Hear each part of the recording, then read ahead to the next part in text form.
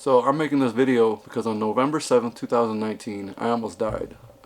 Tragic accidents can happen anywhere at any time.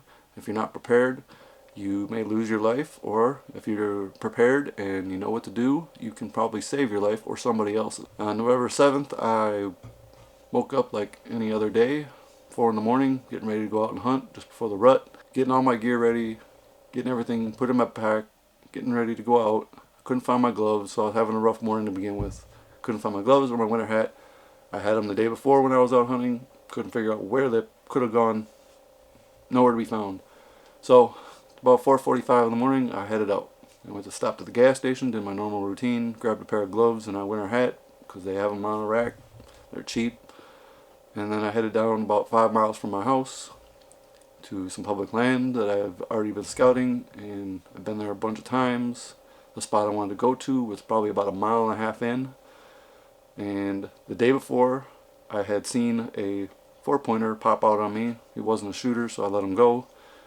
And I wanted to get back there hoping there were some bigger bucks in the area. So I got to the spot. So about 5:15, I started hiking in. I made it about a half mile out of the mile and a half. And I came out to this field, and I'm hiking in this field, and the next thing you know, I tripped and fell. No big deal, right? You'd think. Well, when I stood up, I felt something weird. And when I looked down, there was an arrow hanging from my jacket. And the broadhead was inside my jacket, but I didn't feel anything. So I thought that was kind of strange, and I pulled the arrow from my jacket, and I looked at it, and I had my arm up, and I was like, okay, I don't feel anything, nothing's wrong. That was just too close of a call. Well, the moment I put my arm down is when I realized that I had done something, and I had a river of blood flowing out of my jacket. And right then and there, I knew that this was a life or death, and I may not make it. So, quick reaction, simple. I had my cell phone right here, my Carhartts. I grabbed it. I called my mother. I told her that this is what happened. I just tripped. I had an arrow stuck in my arm. I'm bleeding very badly, and this has only been less than a couple seconds. It just happened. If I pass out before they get here and get me help, call 911. You tell them where I'm at. You know where to find me. As I was doing that, I was taking my jacket off at the same time, and she hung up on me. And the moment she hung up on me, I set my phone down on top of my backpack, and I reached in and grabbed a strap. I just happened to have straps on the top. I had just put them in there not even an hour before. So as I'm getting the jacket off, getting the strap out, I grab my jacket, I lay it down on the ground. I start putting a tourniquet on, and I lay it down on the ground, and I put my phone on my chest, and I hit the emergency button, which automatically calls 911. Now, they knew, because my mom had already talked to them, which is crazy, within seconds. So the time between this and me calling 911 is less than a minute and a half. In that time, I lost over half the blood in my body, but I managed to get this tourniquet on. So I'm laying there, and I got this tourniquet on, and I'm talking to 911 dispatch, and I'm telling them what happened, and they're asking me if I can hike back out, and I said no. I told them I was staying put, and I was going to stay on the ground. I was laying up. I was keeping my arm up so the blood would stay there. I had a tourniquet on. I told them that basically this is life or death. You better get fight for life out there, because I don't know how much longer I'm going to make it. So, all in all, I'm laying there for about 12 minutes before they actually get to me. So, as I'm laying there, I pretty much said my piece with God, because I figured this was the end. And I kind of had a feeling that I may not make it. It took them a while to get to me. I was pretty far out. I had emergency stuff with me. I had a ham radio, all that kind of good stuff, so I could have had backup if I needed it. Emergency operator kept asking me if I saw anybody yet, and I was like, no, I'm in the middle of the woods. I'm out a half mile from my truck. I don't see anybody. sirens have stopped. I don't see any lights. I'm just too far out for them to see me.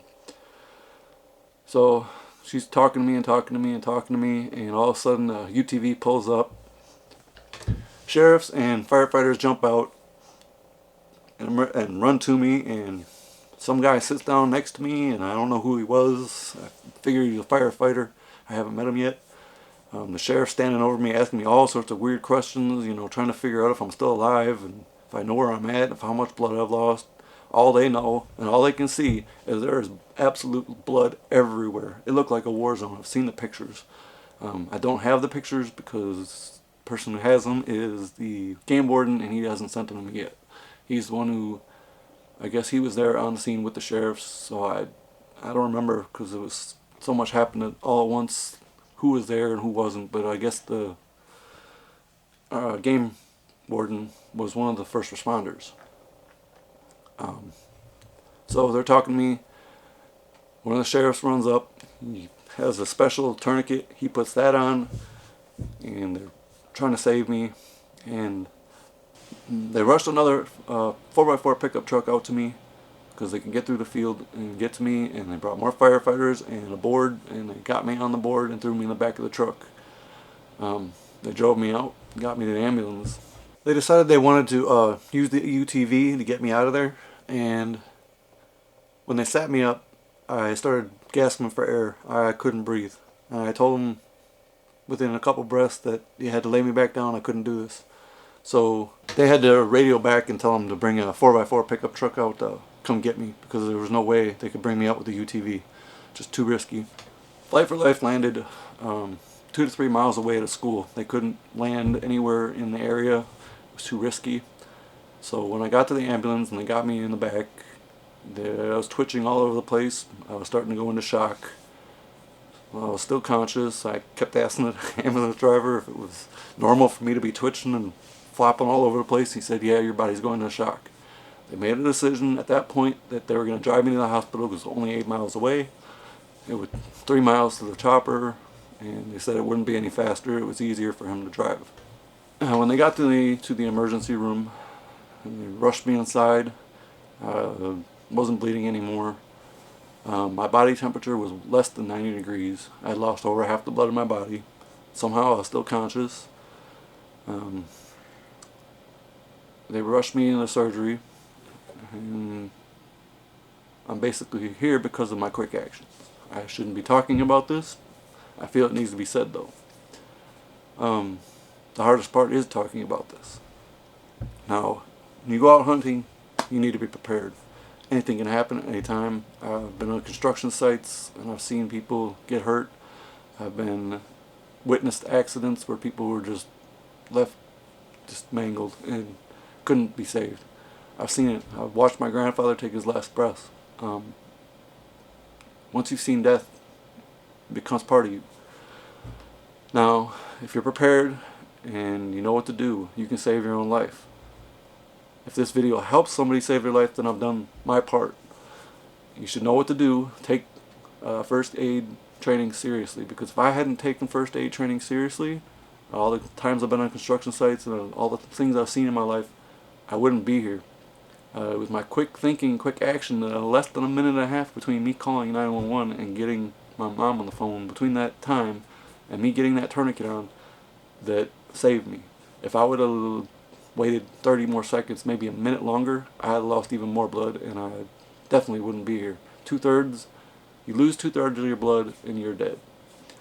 I managed to only lose a little bit over half, and that's what kept me alive. Also the fact that they wanted me to keep moving and hike back. If I would have done that, I would have pumped more blood through my system. My heart rate would have been up.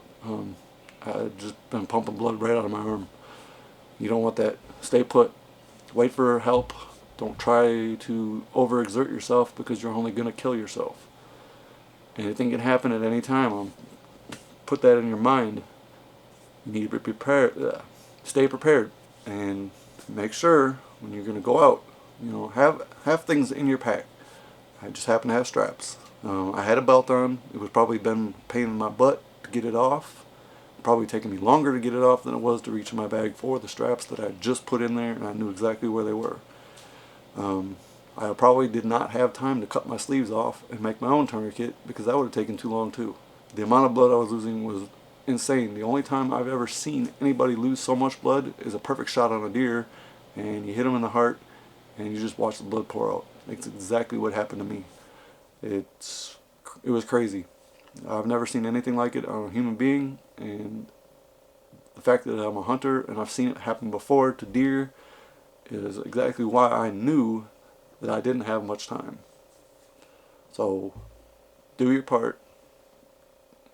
Take first aid training seriously and keep things around that can save your life. Ham radio for emergencies, a tourniquet, first aid kit, anything possible. Keep in mind what you have on you at the time.